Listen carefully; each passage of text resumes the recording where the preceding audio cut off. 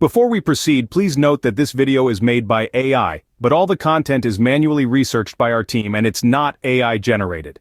Are you facing the Street Fighter error code 50100-20011 S9041-TAD-W72T? Is it reading, "A communication error has occurred," and keeping you from logging into the game or starting a match? Don't worry, we've got you covered.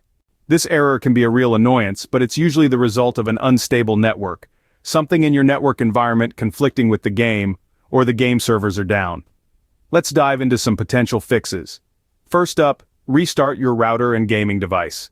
A simple reset can do wonders. Shut down your router and gaming device, disconnect them from the power source, and wait for around 5 minutes. Then restart your device and see if the error persists. Next, check if your Windows OS and graphics cards are up to date. Outdated software can cause many issues, including this error. If there are any pending updates, install them and check for the error again. Another solution is to turn off IPv6. From the taskbar, right-click on the Ethernet icon, choose Network and Internet Settings, then Ethernet, and then change adapter options.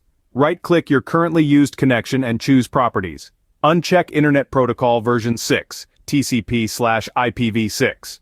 If the error still persists, manually configure the DNS for your Windows PC.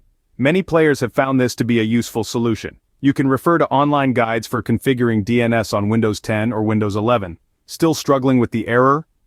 Consider using a VPN. Some players have found that playing over a VPN can fix the issue. Last but not least, if none of these solutions work, it may be a server issue. Give the game a few hours rest and try playing again. If the error still continues, reach out to game support. To recap, we've discussed several potential solutions for the error code. These include restarting your router and gaming device, updating your Windows OS and graphics cards, turning off IPv6, manually configuring the DNS, using a VPN, or waiting and contacting support. Hopefully one of these solutions will get you back in the game. Keep fighting. If you like this information, don't forget to subscribe. It will be a great support. And for more tech updates, visit queries.com.